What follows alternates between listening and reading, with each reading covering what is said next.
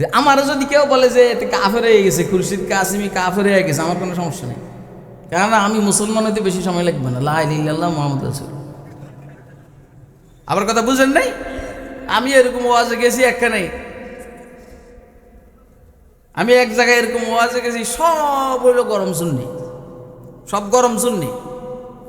এরে বাবা খুলিস না রে, খুললে লাড়া খেয়ে পড়ে যাবো, আটকা।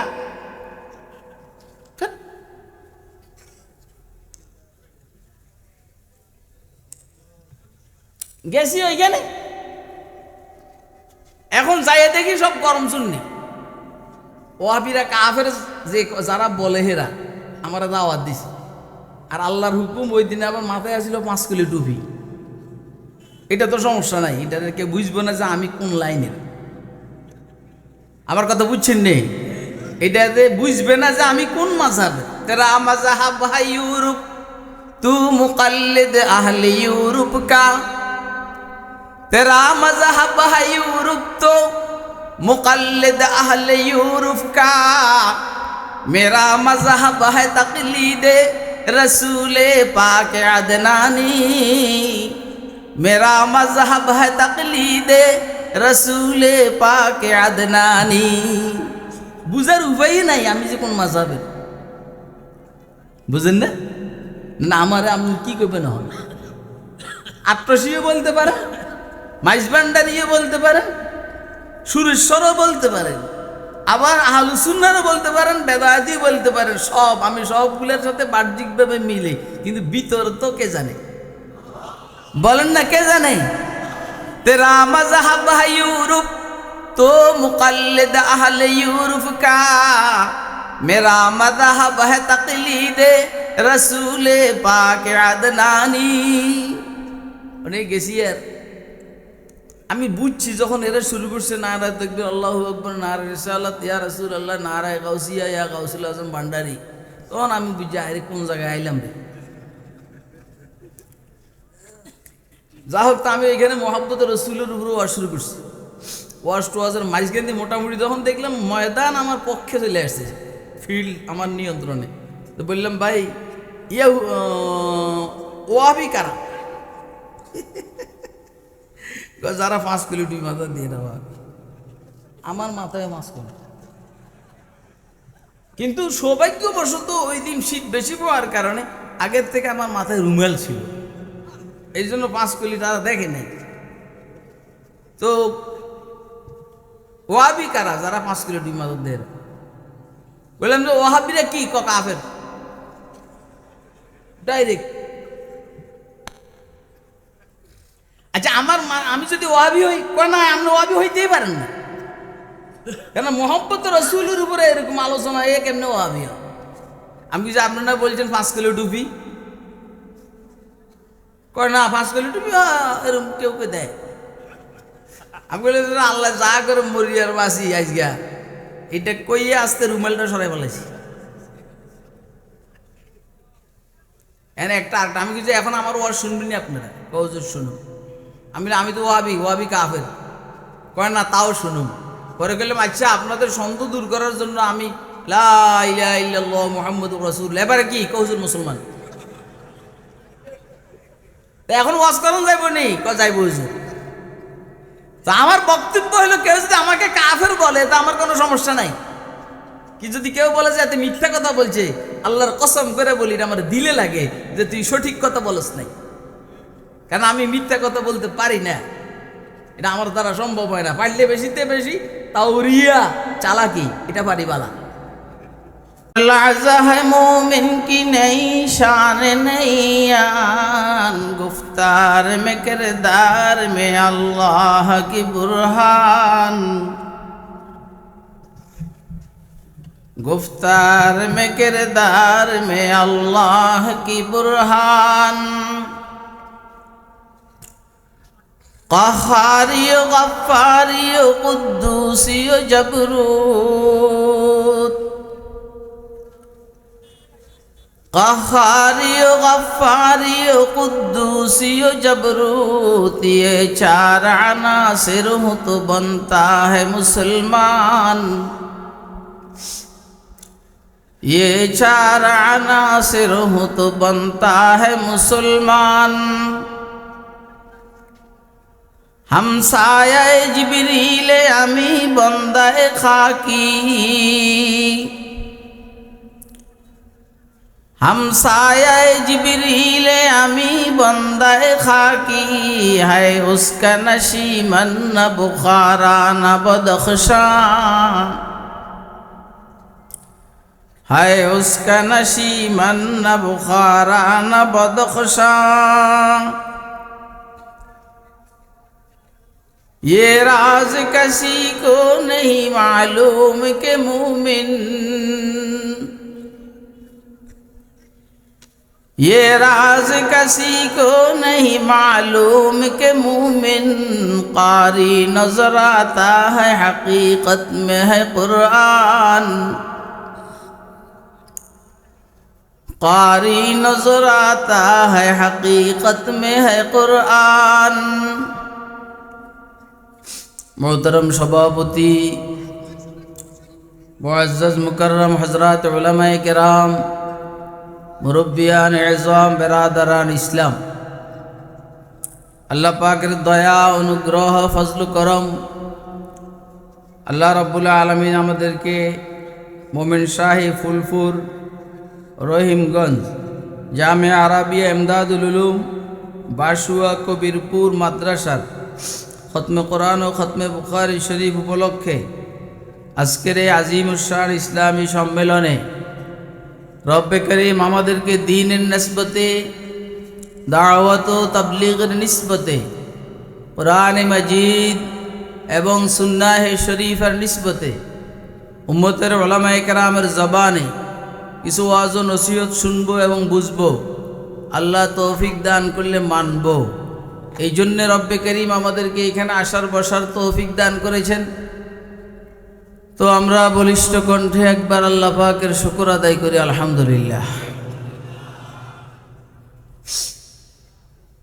আমি আপনাদের সামনে কোরআনে মাজিদ থেকে ছোট একটি আয়াতে শরীফা তেলাওয়াত করেছি এবং পেয়ারা নবী হযরত মুহাম্মদুর রাসূলুল্লাহ সাল্লাল্লাহু আলাইহি ওয়াসাল্লামের ছোট দুইখানা হাদিস শরীফ আপনাদের সামনে পাঠ করেছি।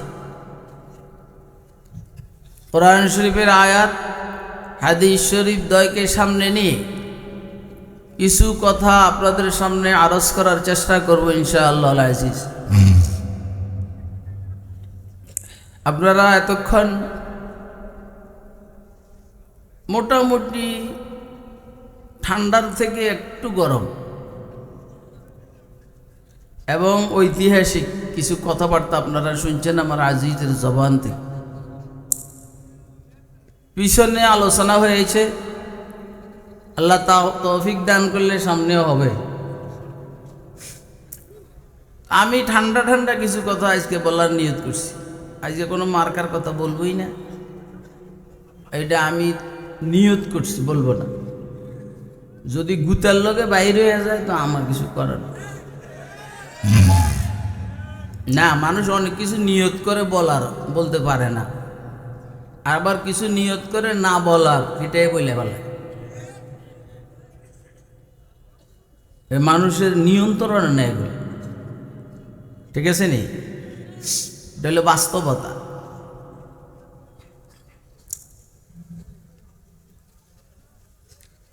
আমাদের আজকের আলোচ্য বিষয় হলো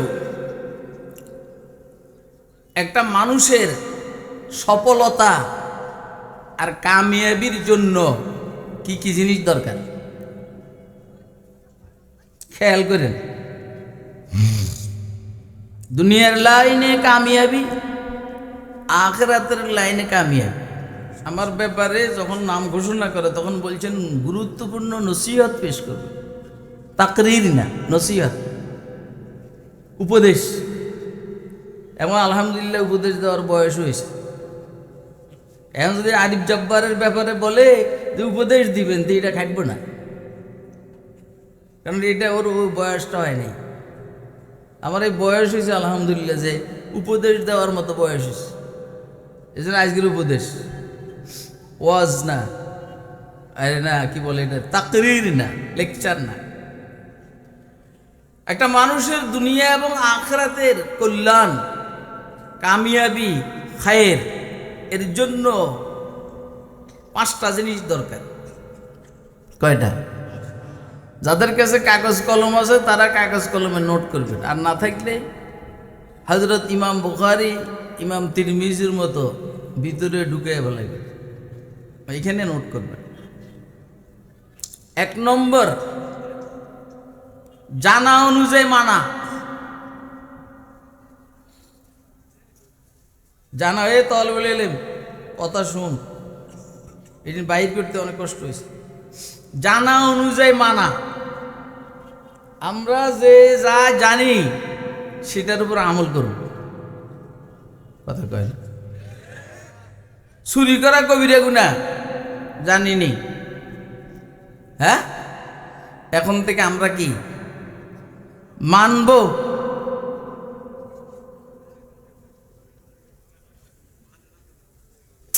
এখন থেকে আমরা মানবো চুরি করা কবিরা গুনাহ আর করবো না। যারা গত 17 বছর চুরি করছে এরাও জানে এটা কবিরা গুনাহ, জানে না কিন্তু মানছে নি, সমানে চুরি করছে, নামে বেনামে সমানে চুরি করছে। গীবত শিকায়েত করা কবিরা গুনাহ, আরেকজনের অনুপস্থিতিতে তার বদনাম করা, যেটা তার কাছে আছে সেটাই, এটা কবিরা গুনাহ। কিন্তু আমরা গীবত শিকায়েত করিনি, না করি না, তাইলে আমরা জানি গীবত কবিরা গুনাহ কিন্তু মানি না। মিথ্যা কথা বলা কবিরা গুনাহ, জানিনি। আপনারা কথা কই না আমার সাথে, আমার অত ওয়াজ করার শখ নাই এখন, অত ওয়াজ করার শখ এখন শেষ হয়ে গেছে। মিথ্যা কথা বলা কবিরা গুনাহ, এটা আমরা জানিনি কিন্তু আমরা মানিনি, সমানে মিথ্যা কথা বলি। বলেন না, আমরা ক্ষমতা গেলে এটা করুম, এটা করুম, এটা করুম, এটা করুম, হুদা সাইলের দাম 10 টাকা, কোনো সময় হয়েছিনি কিন্তু ওয়াদাটা হয়েছিনি। বলেন না, ঘরে ঘরে চাকরি দিব, হ্যাঁ, বাড়িতে বাড়িতে চাকরি দিমাইছে, ঘরে ঘরে বাদ দেন বাড়িতে, কিন্তু এটার উপরে বাস্তবায়ন হয়েছিনি। তাহলে আমরা যা বলি তা করি না, যা জানি তা মানি না। গীবত শিকায়েত করা কবিরা গুনাহ, এটা আমরা জানি কিন্তু করি। অথচ ইমাম বুখারী রাহমাতুল্লাহ আলাইহি বলছেন, মাগতাবতু আহাদান মুযা আলিমতু আন্নাল গীবাতা হারামুন। যখন থেকে আমি জানি, ইমাম বুখারী রাহমাতুল্লাহর কথা বলছি, যেটা খতমে বুখারী শরীফ এখানে হবে, ইমাম বুখারী রাহমাতুল্লাহ আলাইহির কথা বলছি। উনি বলছেন, যখন থেকে আমি জানি গীবত হারাম, তখন থেকে আমি কাহারও গীবত করি নাই। সিল্লে কোন নামে সুবহানাল্লাহ। এই গীবত বুঝেন, যেটা জেনার চাইতো অসামাজিক কাজ, জেনা এটার চাইতো কঠিন, মারাত্মক। ইমাম বুখারীর বক্তব্য, মাগতাবতু আহাদান মুযা আলিমতু আন্নাল গীবাতা হারাম। উনি জানছেন, মানছেন। আমাদের মাযহাবের ইমাম, ইমাম আযম আবু হানিফা রাহমাতুল্লাহ আলাইহি সম্পর্কে সুফিয়ান সাউরি রাহমাতুল্লাহ আলাইহিকে জিজ্ঞাসা করেছেন যে, হযরত ইমাম আযম আবু হানিফা নুমান ইবনে সাবিত কুফি সম্পর্কে একটু কিছু বলেন তো। সুফিয়ান সাউরি রাহমাতুল্লাহ আলাইহি বলছেন যে, নুমান ইবনে সাবিত কুফি, ইমাম আবু হানিফা, হাদা বখিল, রাজুলুন বখিল, এটা একটা বখিল মানুষ, কৃপণ। এইটা বাস্তবতার সাথে মিলে না। তোমরা আমার দিকে খেয়াল করো, ওই খায় আবার, এই কিরে ক্ষুদা লাগছে আমার, খাস দে তুই। এগুলো আমার নজরে পড়লে অসুবিধা, আমার সমস্যা আছে। এবারে আমারও তোমরা যেখানে নিতে চাও নিতে পারবে, কিন্তু আমার সমস্যা আছে, এগুলো আমি বরদাস্ত করতে পারি না। ইমাম আযম আবু হানিফা সম্পর্কে যখন সুফিয়ান সাউরিকে জিজ্ঞাসা করা হলো যে ওনার সম্পর্কে একটু বলেন, ওনার কিছু মানাকে ফজিলত বুজুর্গি বয়ান করেন। কি বুজুর্গি বয়ান করবো? ইয়ে বখিল হে। কি ফোন বখিল? এই গালিটা অনেক মারাত্মক গালি। কথা বলেন, বখিল আল্লাহর দুশ্মন। তো ওনাকে জিজ্ঞেস করা হলো আপনি বখিল কিভাবে বললেন? উনি তো ওনার ফেকা একাডেমির 40 জন সবার মাসিক বেতন উনি আদায় করেন।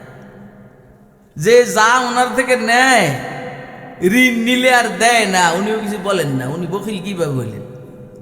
প্রত্যেক ঈদে কুফার প্রত্যেকটা ঘরে ঘরে কাপড় পৌঁছাই দিতেন মাপ সহ। উনি বখিল কিভাবে হয়? তো কয় যে উনি আসলে ওনার সওয়াবটা কাহাকেও দেন না। অর্থাৎ উনি কাহারও গীবত করেন না। গীবত করলে ওনার সওয়াবটা যার গীবত করে তার কাছে যাইতো গা, উনি এটা করেন না, তো উনি বখিল। এরকম বখিল আল্লাহ যদি আমাদেরকে বানাইতেন আমরা অনেক খুশি হইতাম। আপনি কি আমার কথা বুঝতেছেন? আমরা কাহারও গীবত করব বলেন না, হাসাদ করব না, হিংসা। বুখারী শরীফের সরার মধ্যে এসেছে আল উলামা আসাদুন নাস তাবাগুজান ওয়া তাহাসুদান। উলামা আলেমরা এদের হিংসা বেশি, ভিতরে ভিতরে দুশ্মনী বেশি। উপরে দিয়ে মুস্কি মুস্কি হাসি, ভিতরে কিন্তু হিংসা বিদ্বেষ শত্রুতা। আল্লাহ মাফ করুক, সামনে নির্বাচন আসতেছে। আমি বলতে চাইতেছি না, গুতা মারতে আছে। যদি কাহারো জনপ্রিয়তা দেখা কোনো মৌলবীর ভিতরে হাসার সৃষ্টি হয়, এটা অস্বাভাবিক না, এটা স্বাভাবিক। এসব কিছুকে উতরিয়ে আল্লাহ জায়গা পথে পৌঁছার তৌফিক দান করো। আমি কিন্তু কোনো মার্কার কথা বলি নাই, বলছি আবার সারিও নেই বলে বলে আল্লাহ আমরা মিথ্যা কথা বলবো বলেন না। যা জানি তা কি করব? 1 নম্বর হইল কি, যা জানবো তা ওয়াদা খেলাপ করা কবিরা গুনাহ। আমরা ওয়াদা খেলাপ করব ইনশা। আপনাদেরকে একটা ঘটনা শোনাবো। হ্যাঁ, পেশাইয়া কথা কইস না, কবি পেলে হুজুর শুনেন।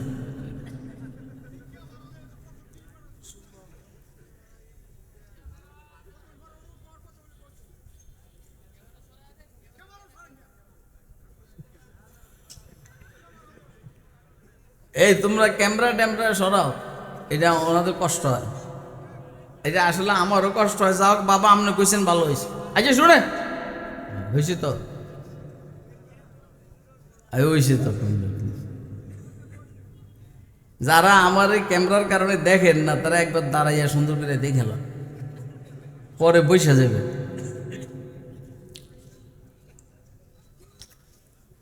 এক মুসলমান জওয়ান যুবক, তার এলাকা দূরে, সে আরেক এলাকায় আসছে কাজ করার জন্য। তো এর আবার শিকারের নিশে আছে, শিকারের পাখি শিকারের। কোনো এক ছুটির দিনে ওই পাখি শিকার করার জন্য বাইরেছে। তো তীর মারছে পাখিরে, পড়ছে এক খ্রিস্টান বালকের শরীরে, যেই কারণে এই খ্রিস্টান বালক মারা গেছে। তার বিরুদ্ধে মামলা হয়েছে। এখন জজ সাহেব আবার মুসলমান। জজ সাহেব বলেছেন তুমি কি গুলি করছ? কই যে করছি, তবে ইচ্ছাকৃত না, ভুলে পড়ছি। দেখে সব এদিকে তাকা, কি যে এদিকে তাকাও কেন? বদভ্যাস না, বদভ্যাস। যখন কোনো মেহমান আসলে তো এখানে আসবে নাকি? হ্যাঁ, এখন আমার পরে যে মেহমান আসবে, আমি সারা বেদিতে এই স্টেজ উঠার কি কোনো সুযোগ আছে? সেদিকে তাকাও। যত বড় মেহমান হোক আইয়া বইয়া থাম লাগবে। আমি ছাড়লে তো এই ওয়াজ করতে পারবো, নাহলে পারবো না। তাহলে সেদিকে তাকাও, আমার দিকে না তাকাও। আমার পুঁজি কম, কিন্তু আমার বয়স বেশি। কথা কয় না। হ্যাঁ। তো এখন জজ সাহেব বলছেন তুমি হত্যা করছো, তোমার নিহতের খবর তো আমরা জানি না। এখন তুমি ওই নিহত বাচ্চার আব্বা আম্মাকে তুমি যদি মানাইতে পারো তো তুমি খালাস, না হলে তোমার ফাঁসি, কেসাস। তো বুঝে এবার চেষ্টা করছে, ওরা বুঝে না। এখন জজ সাহেব এর জেলে পাঠিয়ে দিস, জেলে। আগামী শুক্রবারে এটার সিদ্ধান্ত হবে, কি হবে, ফাঁসি হবে না কি হবে, আগামী শুক্রবারে হবে। জেলে যে পাঠাইছে, জেলার কিন্তু ইংরেজ, ও খ্রিস্টান। এ আবার জেলারের সাথে খাতির করছে, মুসলমান হত্যাকারী জেলারের সাথে খাতির করছে। যে জেলারকে বলল, ভাই আমি তো অন্য এলাকার, এইখানে চাকরির খাতিরে আসছি, আমি যে একটা মামলায় জড়াইছি, আমার এলাকার মানুষ আত্মীয়স্বজন জানে না, তো আমার কিছু কাজ আছে, তুমি আমাকে যদি তোমার জিম্মাদারিতে ছেড়ে দাও, আমি আগামী শুক্রবারে জুমার আগে আবার পৌঁছে যাব। বুঝে নেননি কথা?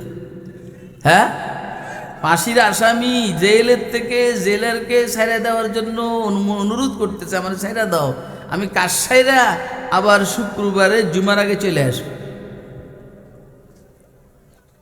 জেলার এটা বিশ্বাস করছে, জেলার এটা বিশ্বাস করছে। জেলার বিশ্বাস করছে যে মুসলমান যুবক হোক বুড়া হোক মিথ্যা কথা বলে না, এই জন্য জেলার এটা বিশ্বাস করছে। আমাদের দেশের নেতারা যা কয় টয়, আপনাদের কি এখন আর বিশ্বাস হয়? হ্যাঁ, মোটামুটি সবাই আপনারা পরীক্ষা করছেন, একটা গ্রুপে পরীক্ষা করেন নাই।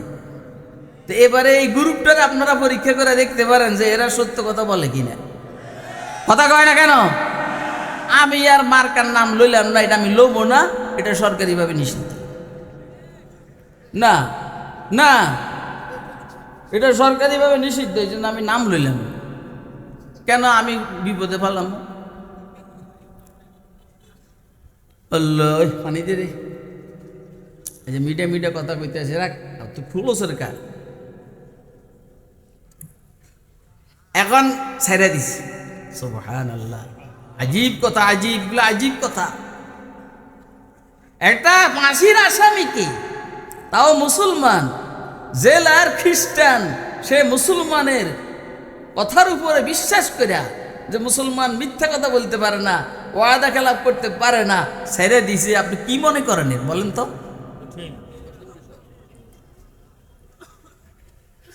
এ গেছে ওইদিকে কাজটা সেরা শুক্রবারে জুমার আগে পৌঁছবে, পারে নাই, অস্থির। জজ সাহেব জিজ্ঞেস করলেন, কি জেলার সাহেব আপনার আসামি কই? কইতে এখনো তো আসে নাই। বাচ্চা রেডি হন, রেডি হন, আপনাকে ফাঁসিতে ঝুলানো হবে। কয় ঠিক আছে, না আসলে তো ফাঁসি আমারে হবে। তো কয় যে আগে অন্যগুলো শেষ করে নি, অন্য মামলা শেষ হয়ে গেছে কিন্তু এখনো আসামি আসেনি। এবারে জেলারকে নিয়ে জজ ফাঁসির কাজটা ঝুলাবে, এরকম একটা পরিস্থিতি। একজনে দেখলো বা কয়েকজনে দেখলো, একজনে বললো ওই দূরে একটা লোক দৌড়াইতে দৌড়াইতে আসতেছে, এত দূর অপেক্ষা করা যেতে পারে। ঠিক আছে, দেখলো যে ওই আসামিটা যেটা গেছে সে দৌড়াইয়ে আসছে। এত আস্তে সুবহানাল্লাহ কইলেন। ওই যে আসামিটা জুমার আগে আসার কথা সেই আসছে, আইসেই প্রথম জেলার কাছে মাপ চাইছে, ভাই আমি তো জুমার আগে পৌঁছার কথা ছিল, জুমার আগে আমি পৌঁছতে পারি নাই, কারণ নদী ছিল, আর নদী পার হওয়ার জন্য যে নৌকার দরকার ছিল আমি পাই নাই, এই জন্য দেরি হয়ে গেছে, আমারও তুমি মাফ করে দাও। এবার আমারকে তুমি ওর কাছে নিয়ে যাও, জজ সাহেবের কাছে, তখন আমার ফাঁসির রায়টা বাস্তবায়ন হয়, আমার ফাঁসির রায়টা যেন বাস্তবায়ন হয়। যেহেতু আমি অপরাধ করছি, আমার ফাঁসি হওয়া দরকার। এটা হলো মুসলমান। জেলার ওনাকে নিয়ে পথ দিছে, ওই যুবককে নিয়ে পথ দিছে জজ সাহেবের কাছে। ওইদিকে ওই খ্রিস্টান বালকের আব্বা আম্মার সহ আত্মীয় স্বজনরা উপস্থিত। এরা বলল, জজ সাহেব আমাদের একটা কথা আছে। কি কথা? ইসলাম যদি মানুষকে এরকম সত্য কথা শিখায়, তা আমাদের দুইটা বক্তব্য। একটা বক্তব্য হইল আমরা মামলা উইথড্র করলাম, ওই ছেলেটাকে আমরা মাফ করে দিলাম। যে ফাঁসির আসামি হওয়ার পরেও তাকে ধরা ছোঁয়ার কোনো সুযোগ নেই, কিন্তু তারপরে সে আসছে। ইসলাম যদি এরকম সত্য কথা শিখায়, মিথ্যার থেকে এভাবে বাঁচার জন্য সহযোগিতা করে, ওয়াদা খেলাপ না করে ওয়াদা পূরণ করা শিখায়, অতএব আমরা মামলা উইথড্র করলাম। এক। দ্বিতীয় হইল আমরা এইখানে উপস্থিত যত খ্রিস্টান আছে সবাই মুসলমান হয়ে গেল। বলেন এটা সুবিধা না অসুবিধা? হ্যাঁ, তাহলে আমরা যা জানবো তা আমরা মিথ্যা কথা বলবো, ওয়াদা খেলাপ করবো, হয়েছে নসিহত। আর এটা নসিহত হয় নাই, এটা নসিহত। হাজ্জাজ ইবনে ইউসুফ সাকাফি 1,20,000 মুসলমানকে অন্যায়ভাবে হত্যা করেছে রাজনৈতিক প্রতিহিংসা বশত। হে এক হাজ্জাজ ওই তখনকার, আর এক হাজ্জাজ এই 1-2 বছর আগের কথা কয় না। যারে যেখানে পাইছে এমনি গুম করছে, যারে যেখানে পাইছে এমনি হালকা এমনি একটা মামলা ট্রায়াল দিয়ে ফাঁসি দিয়ে দিয়েছে, আয়না করে ঢুকাইছে। আর কিছু মানুষের আছে লম্বা টাইম জেলখানায় রাখছে। আমরা তো জেলখানার ভিতরে জেলি, তুই বিদেশের মাটিতেই তুই জেলি। আর কথা কয় না। কারণ একটার নাকি লাইফ সাপোর্টে আছে, বাংলাদেশে আসার জন্য নাকি অস্থির। তা এখন আমার মাথায় ঢুকছে এতে ব্যাংক সাদইরা বাংলাদেশে আইসা আবার কোনো ষড়যন্ত্র করেনি। আপনি আমার কথা বুঝেন নাই? আরে বাবা, একটা সুস্থ মানুষ শুধু বাংলাদেশে আসতে দিবে না। এখন যদি নাকি অসুস্থর বাপ ধরছে, এরপরে কোন রকম বাংলাদেশে আসতে পারে, তাইলে আবার নাকি কয়েকজন নেতাকর্মী তো তাকে দেখতেও যাবে। আর এই ফাঁকি দিয়ে যদি সে ফিস করে বলে,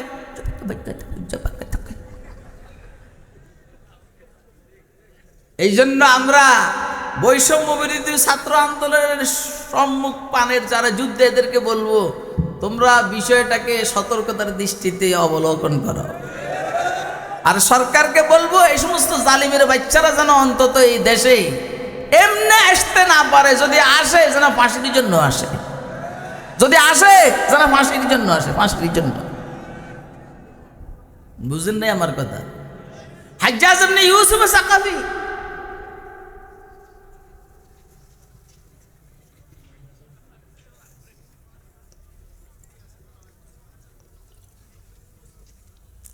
পানি আন, আজকে ঠান্ডাও আছে কিন্তু ভিতরে গরম।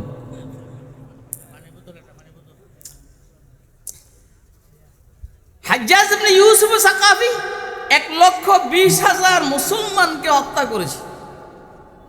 এখন 2 ভাইয়ের ব্যাপারে তার সিদ্ধান্ত, এই 2 ভাইকেও সে হত্যা করবে, মুসলমান, কিন্তু এই 2 জনকে ধরতে পারে না। হাজ্জাজ তার পরামর্শদাতার সাথে পরামর্শ করলেন কিভাবে ধরা যায়। কয় যে এই 2 ভাইয়ের আব্বা, একে জিজ্ঞেস করলে বলে দিবে কই আছে। তো একে কয় যে বলবে, হ্যাঁ বলবে, কত জানে আমি হত্যা করবো, কোনো সমস্যা নাই, ও মিথ্যা কথা বলে না।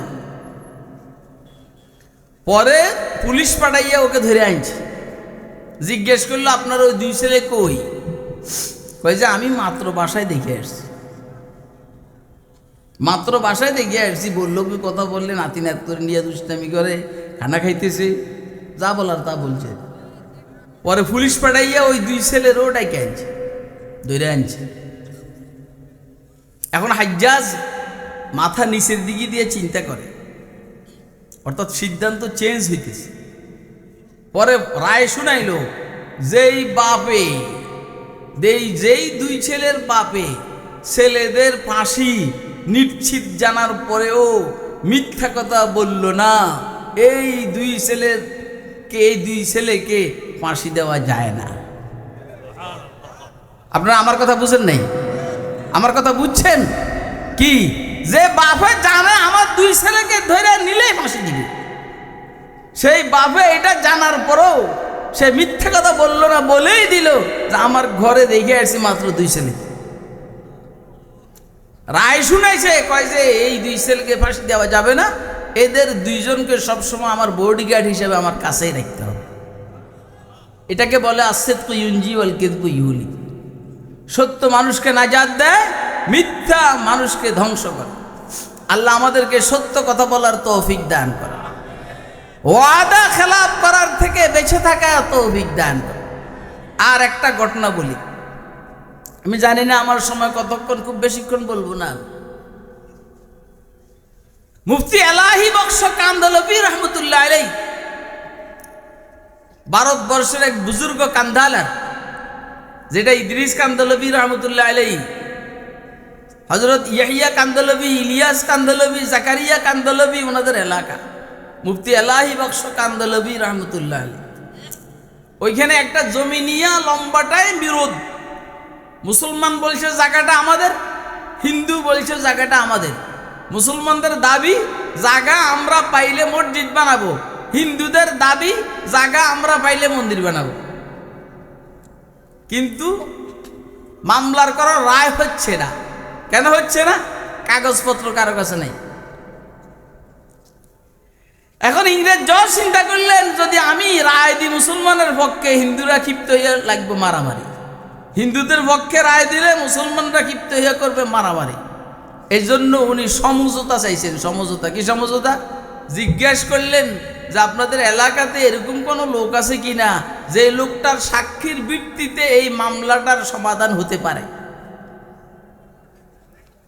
তো হিন্দু ভদ্রলোকে যে জাগার মালিক, সে বলল আমার জানা মতে একটা লোক আছে যে জিনার সাক্ষীতে এই মামলাটার সিদ্ধান্ত বা রায় হতে পারে। লোকটার নাম কি? এলাহি বক্স কান্দলভি। এই কথাটা কি মুসলমানে বলছে না হিন্দুয়ে বলছে? কথা কয় না কেন? এই কথাটা কি মুসলমানে বলছে না হিন্দু বলছে? অর্থাৎ মুফতি এলাহি বক্স কান্দলভিকে সাক্ষী হিসাবে মুসলমানে মানছে না হিন্দুয়ে মানছে? তাহলে মুসলমানের সত্য কথার উপরে হিন্দুদেরও এই পরিমাণ বিশ্বাস। কথা কয় না? কিন্তু আমি মুসলমানের সত্য কথার উপরে, এখন তো আমি মুসলমান, আরেকজন মুসলমানের সেই বিশ্বাসটা নাই, যেটা আপনারা দেখতেছেন অহরহ। আপনি গেজে সত্য কথা, এটা এখন স্বর্ণের হরিণ হয়ে গেছে। রাসূল আকরাম যে বলছেন মুনাফিকের আলামত 4টি, এটা অহরহ সবার মধ্যে পাওয়া যায়। পাওয়া যায় কিনা? 2-1 আল্লাহ পাকের দয়া হয়তো নাও পাওয়া যাইতে পারে। এখন জজ সাহেব বলছেন ঠিক আছে, মুফতি এলাহি বক্স কান্দলভিকে উপস্থিত করা হোক, সামনের মুখ তারিখে উপস্থিত করা হয়েছে। জজ সাহেব জিজ্ঞেস করলেন, মুফতি সাহেব এই যে জায়গাটা নিয়ে বিরোধ চলছে আপনার এলাকাতে দীর্ঘদিন থেকে, এই জায়গাটার ব্যাপারে আপনি কি জানেন? জায়গাটার মালিককে? সুবহানাল্লাহ। মুফতি এলাহি বক্স কান্দলভি বললেন, আমার জানা মতে এই জায়গাটার মালিক হইল হিন্দু ভদ্রলোক, মানুষ হইল মুসলমান, সাক্ষী দিতেছে হিন্দু ভদ্রলোকের পক্ষে। আগে যখন ওনাকে সাক্ষী বানানো হয়েছে, তো হিন্দুরা বলছে তুমি যে মুসলমানরা সাক্ষী বানাইছো, ও কি তোমার পক্ষে কইব? ওই যে উনি যেটা জানেন সেটাই বলবে, এবং উনি যা বলেন আমি মাইনা নিব, কারণ উনি মিথ্যা কথা বলেন না, বলতে পারেন না, বলতে জানেন না। সুবহানাল্লাহ কবেন না? এটারে বলে মুসলমান। এটারে কি বলে? মুসলমানি। আচ্ছা, আপনারা কেউ এরকম কেউ আছেন, সাহস থাকলে হাত উঠাবেন যে আপনি বালেগ হওয়ার পর থেকে এই পর্যন্ত মিথ্যা কথা বলেন নাই? এরকম কি কেউ আছেন? একটু হাত উঠাইতে পারেন? আমার আব্বা থাকলে ওনাকে বাইরে থেকে আমি এখন আনাইতাম। ওনার একটা বক্তব্য আমার স্মরণ আছে। উনি প্রায় বলতেন আমারে যে বাবা, তোরে আব্বু আলহামদুলিল্লাহ বালেগ হওয়ার পর থেকে কখনো মিথ্যা কথা বলে নাই। এটা বড় আজীব, এটা বড় কঠিন জিনিস, কিন্তু এটা বড় কঠিন জিনিস। আল্লাহ ওনাকে জান্নাতুল ফেরদাউসের আলা মাকাম দান করে। আমারও যদি কেউ বলে যে এটা কাফের হয়ে গেছে, খুরশিদ কাসিমি কাফের হয়ে গেছে, আমার কোনো সমস্যা নেই। কেননা আমি মুসলমান হইতে বেশি সময় লাগবে না। লা ইলাহা ইল্লাল্লাহ মুহাম্মাদুর রাসূলুল্লাহ। আবার কথা বুঝেন নাই? আমি এরকম ওয়াজে গেছি একখানে, আমি এক জায়গায় এরকম ওয়াজে গেছি, সব হইলো গরম সুন্নি, সব গরম সুন্নি। এরে বাবা খুলিস না রে, খুললে লাড়া খেয়ে পড়ে যাবে, আটকা।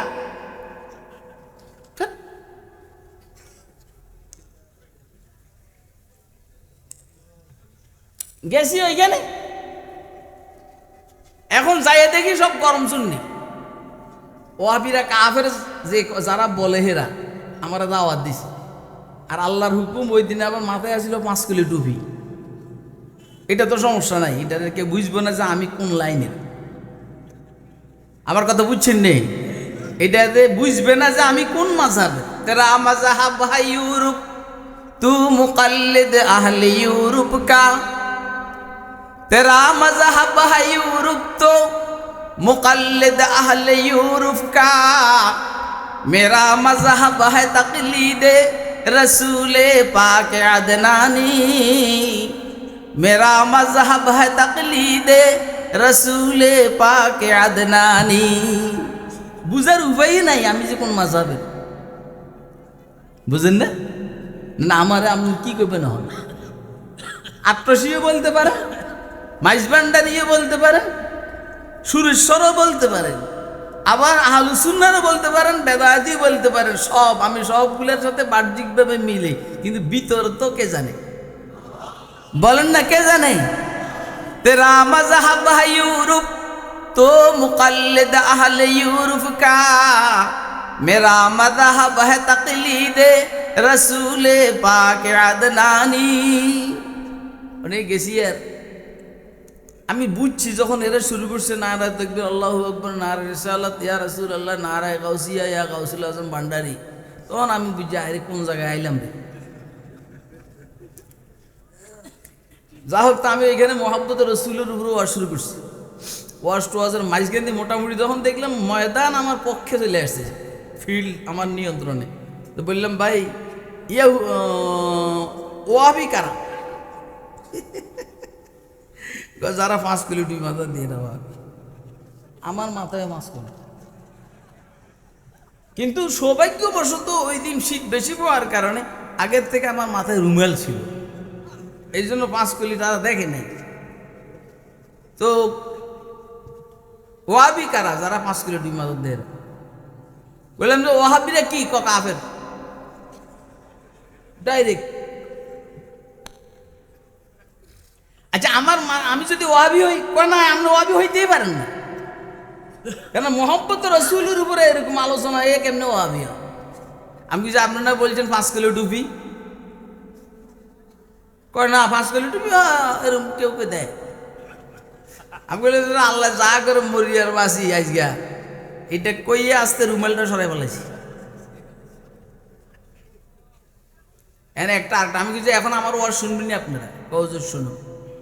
আমি তো ওয়াহাবি কাফের, কয় না তাও শুনুন। পরে গেলাম আচ্ছা আপনাদের সন্দেহ দূর করার জন্য আমি লা ইলাহা ইল্লাল্লাহ মুহাম্মাদুর রাসূলুল্লাহ, এবারে কি কওজোর মুসলমান। তা এখন ওয়াজ করুন যাইব নি? যাইব হুজুর। তা আমার বক্তব্য হলো, কেউ যদি আমাকে কাফের বলে তা আমার কোনো সমস্যা নাই, কি যদি কেউ বলে যে এত মিথ্যা কথা বলছে, আল্লাহর কসম করে বলি আমার দিলে লাগে যে তুই সঠিক কথা বলস নাই, কারণ আমি মিথ্যা কথা বলতে পারি না, এটা আমার দ্বারা সম্ভব হয় না। পারলে বেশিতে বেশি তাও রিয়া চালাকি, এটা পারি বালা।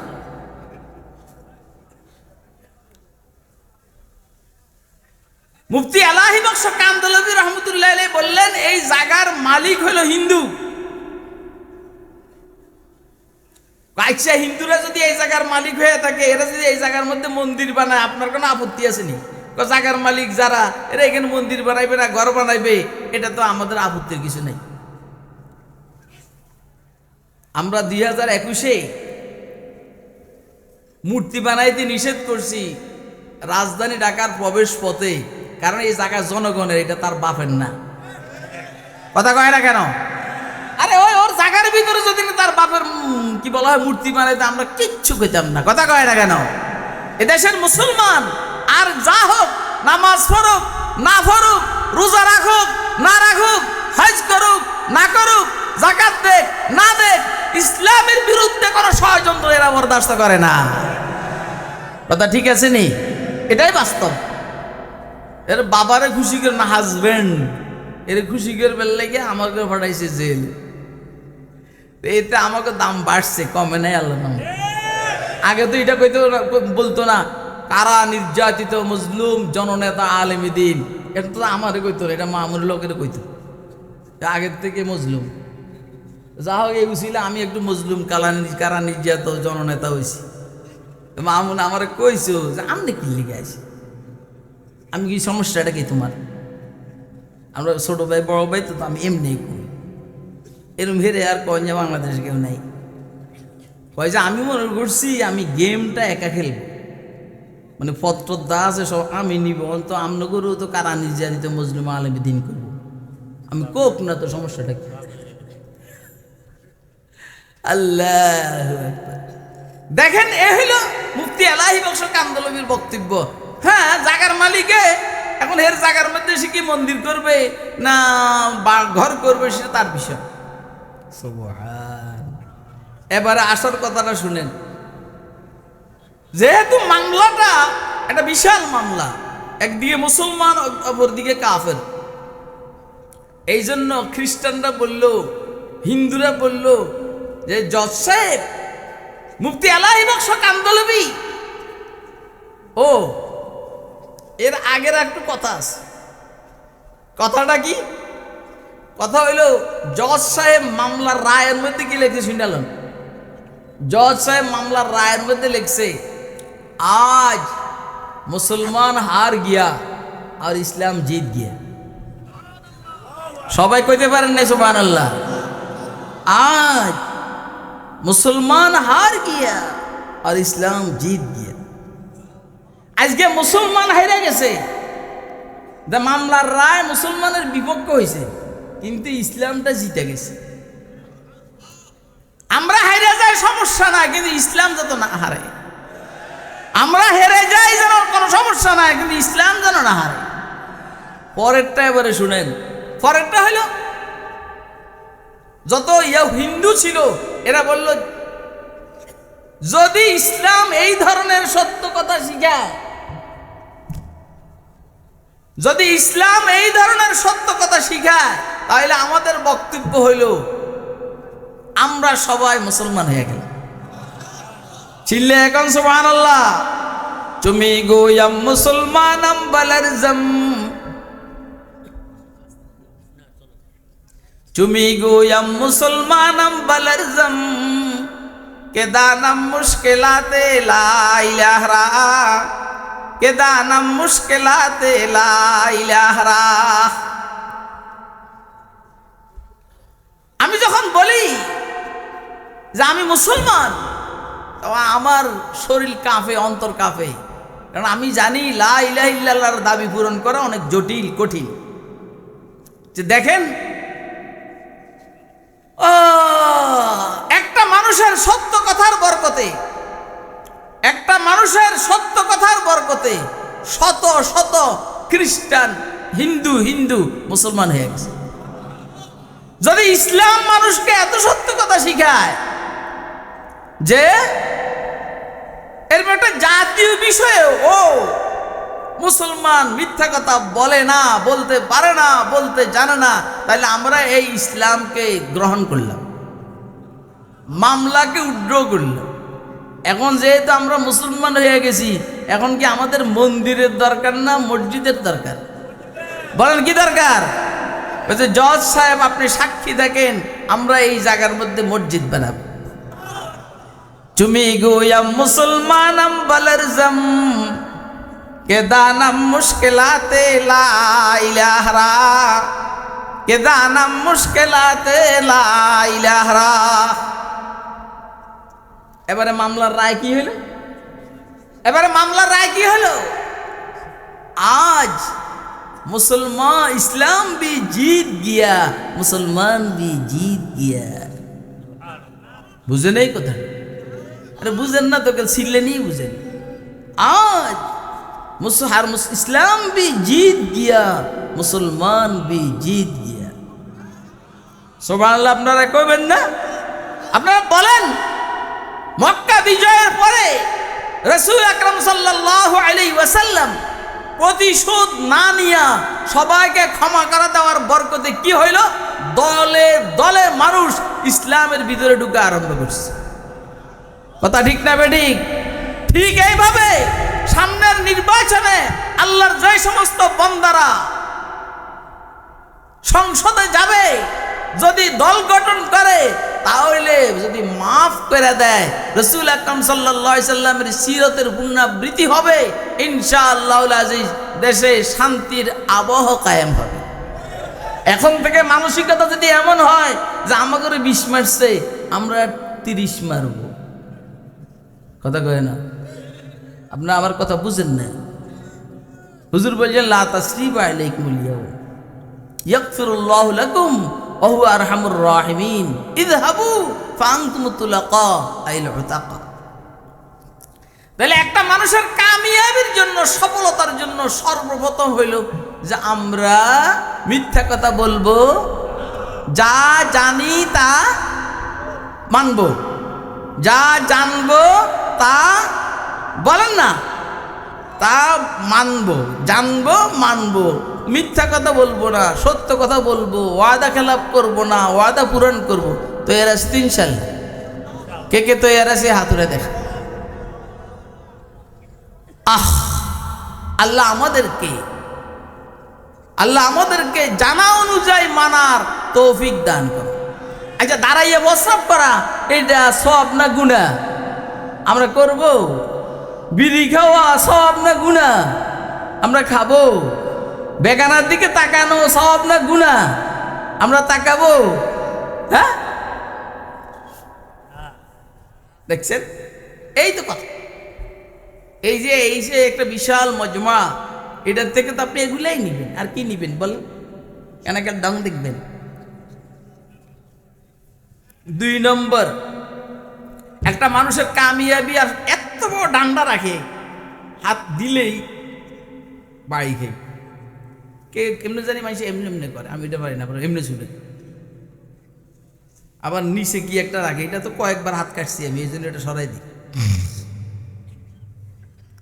2 নম্বর হলো আল্লাহ যাই আমাকে দিয়েছেন আমি সেই নেয়ামতের শুকর আদায় করি। ঠিক আছে নি? আর কথা কয় না?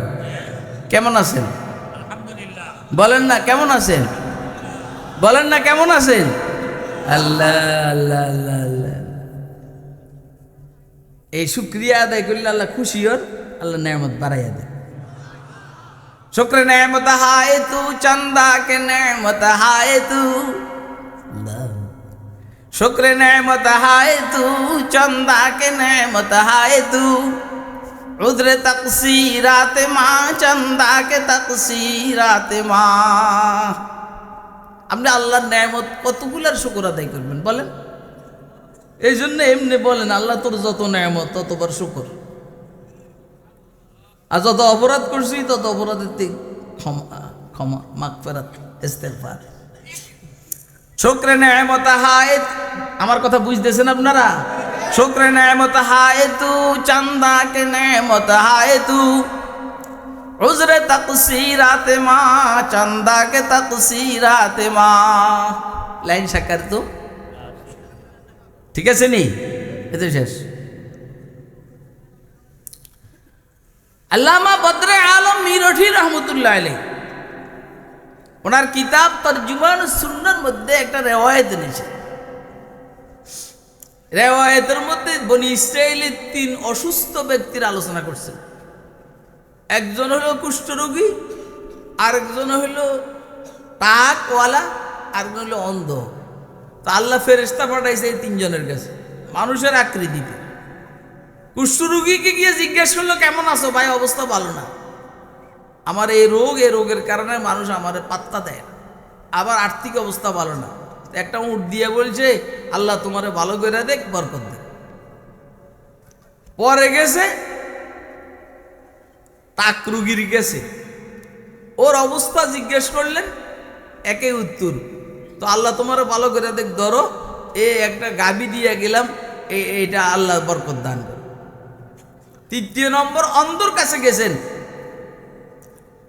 অন্ধরে একই অবস্থা, চলে না সংসার, মানুষ আমার ধাক্কা মারে, এই করে সেই করে।